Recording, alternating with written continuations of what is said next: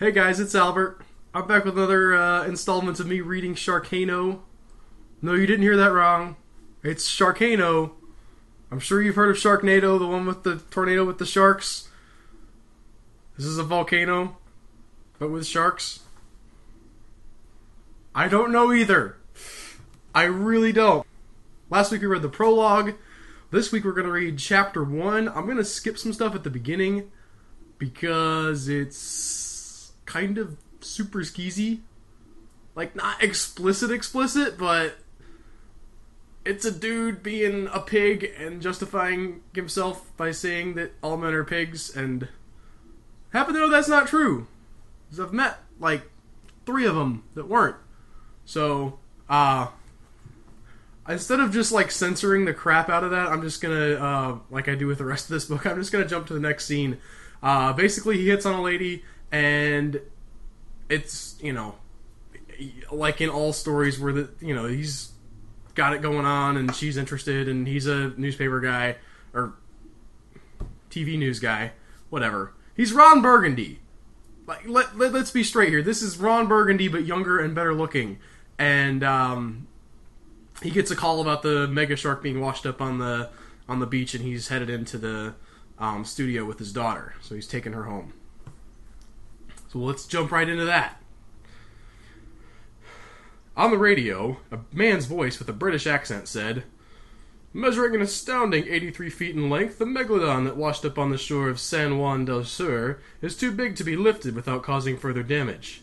Science are swarming the area, and massive efforts are being taken to preserve the specimen before any further decomposition takes place. We spoke with Dr. Agnes Brock of the Foray Oceanographic... Man, that's a hard word to say. Oceanographic Society. It's stuff with the ocean. Science-y ocean things. And she had this to say about the recent groundbreaking discovery. Also, my British accent sucks. I'm sorry. All my accents eventually turn into, like, some really bad Irish thing. It's simply amazing, said Agnes Brock. We had found megalodon teeth dating back as early as 10,000 years ago, so there was always the hope that this species of shark would still be in existence somewhere, and now there is no doubt in anyone's mind. I'm stunned. That's really all I can say. The condition of the... Oh, back to my fake English accent. The condition of the shark's corpse adds another puzzle piece to the mix. A series of mysterious burns mark the chewed... Wow! A series of mysterious burns mark the chewed hide of... Anyway, somebody turns the radio off. Annie, shut the radio off, snapping Mick out of his listening daze. Annie is Mick's daughter. Established that in the beginning part, that I didn't read.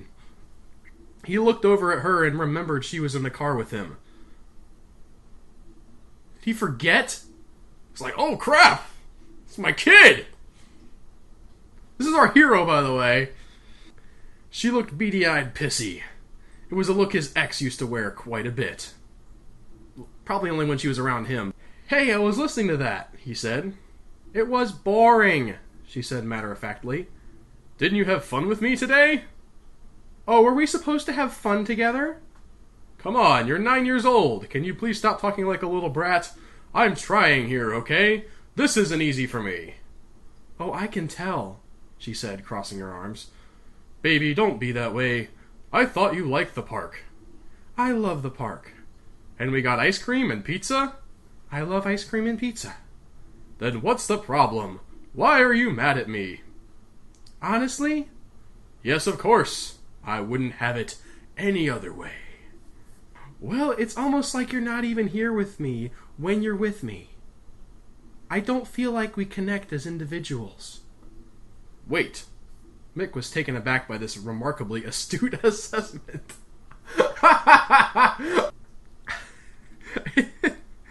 You're 9 years old and you know how to talk like this? She shrugged, not saying a word. It's that analyst, right? I told your mother you weren't old enough to have a therapist, and now he goes and fills your head with trite phrases like, I don't feel like we connect with individuals. Come on, Andy. You know I love and want to take care of you and all that. Please stop giving me a hard time. What dad and daughter talks like this? What? He's right. She doesn't sound like a 9-year-old at all. She sounds like, if you didn't know, without the context of knowing that he's her daughter, you could read this whole conversation and think that they were boyfriend and girlfriend, and that she was complaining that they don't connect on like a foot. You're never here. You're here, but you're not here. It's like we're talking, but you're not. It's like 8-year-olds don't talk like that. Then try harder. Try harder how? Talk to me instead of reading a newspaper while I eat pizza and ice cream. Well, Mick was stuck there. She was right about that. I just don't really know how to talk to you about, kiddo. Well, ask me about stuff, and then we can form a basis on which to build future conversations. It's easy. That's how people communicate, Dad. And Mick voices my confusion when he says, "Are you sure you're only 9 years old?" I love that this book is aware that it's writing this kid that it's talking like a 35-year-old therapist. And but it doesn't change that. It just has the character question the fact that she's 9 years old. And then she responds to that question with, "I ask myself that every day. Believe me." Mick shook his head. It was really all the poor bastard could do. Thankfully for him, and the sake of wittily concluded conversation, he had just pulled into Becky's driveway. That was a sentence. Becky was out of the door seconds before they had exited Mick's car. She was pretty but plain, the kind of girl he could get before he was famous. "You're home early," she said, crossing her arms in a defensive posture she liked to adopt. "Big surprise," Annie said as she kissed her mom on the cheek and plodded towards the house. "Big surprise." "Hey, Annie," Mick called. "What, I don't get a kiss goodbye?" "Bye, Dad," Annie said as she trudged back and gave him a quick peck on the cheek. "See you around sometime." What kid says "see you around sometime" to their dad? "Sorry, I got called in," Mick said as they watched Annie drag her feet to the house, looking as dejected as a 9-year-old girl with 0 life experience can look. She apparently has quite a bit of life experience, okay? Listening to her talk, she has a ton of life experience. "No, I get it," Becky said, turning back to him, arms still crossed. "Work is important to you. We've established that, Mickey." He hated being called Mickey. It rubbed him the wrong way, something awful. Only Becky and Gavin called him that, and he let it slide. Anyone else, and they'd be in serious trouble. He'd fired a few interns who let that name slip. He cited lack of efficiency when pressed for a reason, but the truth was, he resented the heck out of his mother for naming him after a cartoon mouse. Is everyone in this book named after cartoon characters? Like, the dude in the prologue was named after Felix the cat.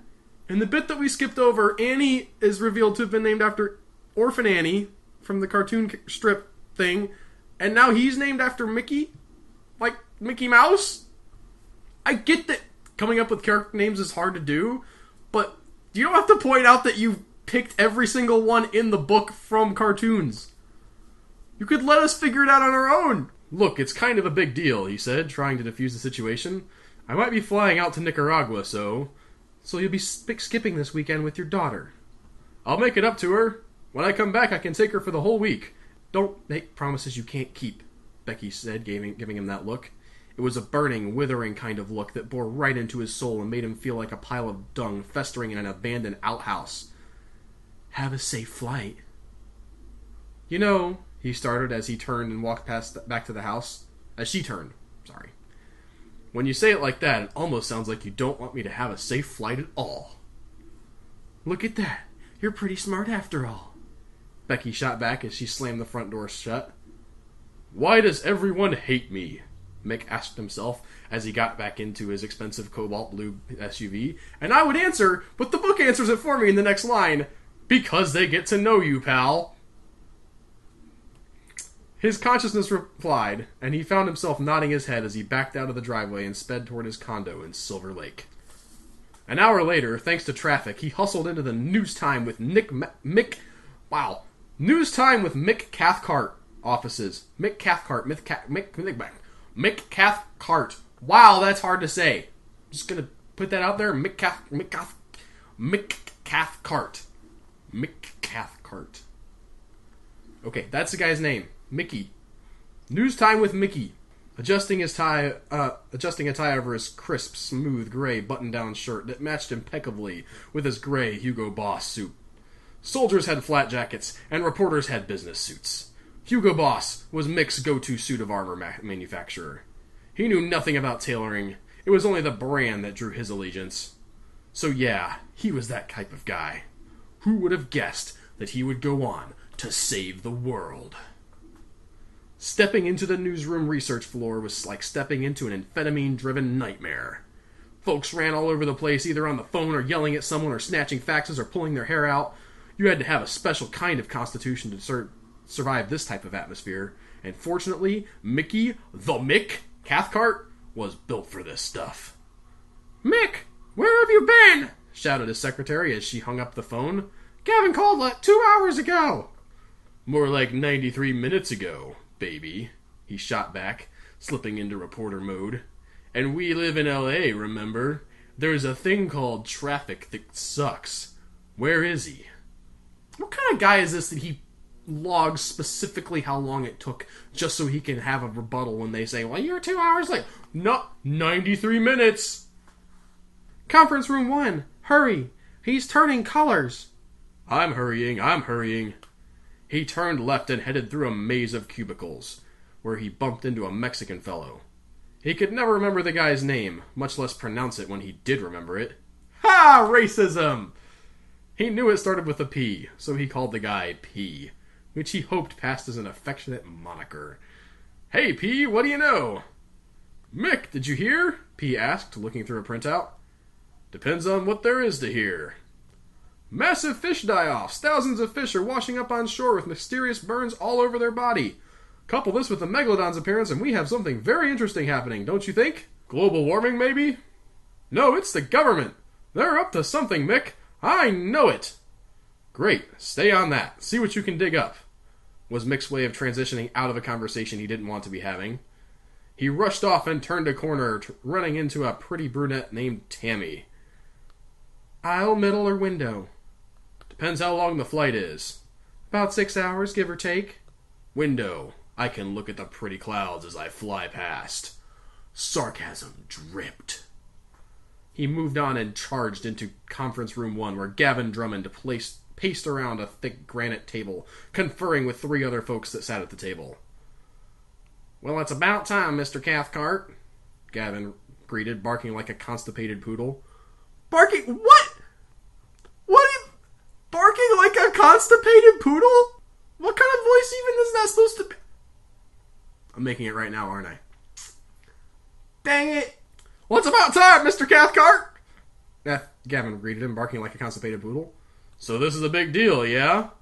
Mick asked as he pushed the door closed him. "Very," explained a female analyst sitting at the table. "It's like we found Bigfoot. That's how big a deal," added the four-eyed guy in the middle. "So give me the rundown," Mick said as he sat. "A Nicaraguan boy walking on the beach stumbles across the carcass of..." No, I know all that. What's been happening since?" Mick pushed, cutting Gavin off. "Well, research efforts are being spearheaded by the Foray Corporation, and..." "Foray? What does a pharmaceutical company want with a big fish?" "This is more than a big fish, Mick. And Foray has a marine biological unit headed by Dr. Agnes Brack, who is the main point of contact down in Nicaragua at the moment. She's being flooded with interview requests and has turned them all down. Which is why the network insisted you go. We need to get eyes on the ground, and we need to know everything about this so-called Bigfoot of the ocean before our competition does," Gavin said, taking command like an old sea captain. "So you want me to play footsie with the scientist lady and get her to open up to me, is that it?" Nick asked, eyebrow cocked. However you cock an eyebrow, I'm not very good at that. "Yes, for the most part. Be James Bond, but with a microphone," Gavin instructed. James Bond with a microphone. Channel 5 News with James Bond. "Yes, I'm here with the spy. Tell us what you know." "I can do that." "You'll be traveling with Rick Perry here," Gavin said, indicating the third man at the table. "I was happier when you were naming them after cartoon characters. Now they're named after the governor of Texas. I've worked camera on a dozen or so nature shows, Mr. Cathcart. I know I won't slow you down out there, Rick replied with a satisfying and friendly Australian accent. Daggum! I am not doing an Australian accent! He didn't even say mate or anything. There's no shrimps on the Barbie. He's gonna be from the South. He's named Rick Perry. Rick, nice to know you.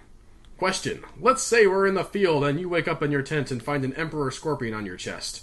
What do you do?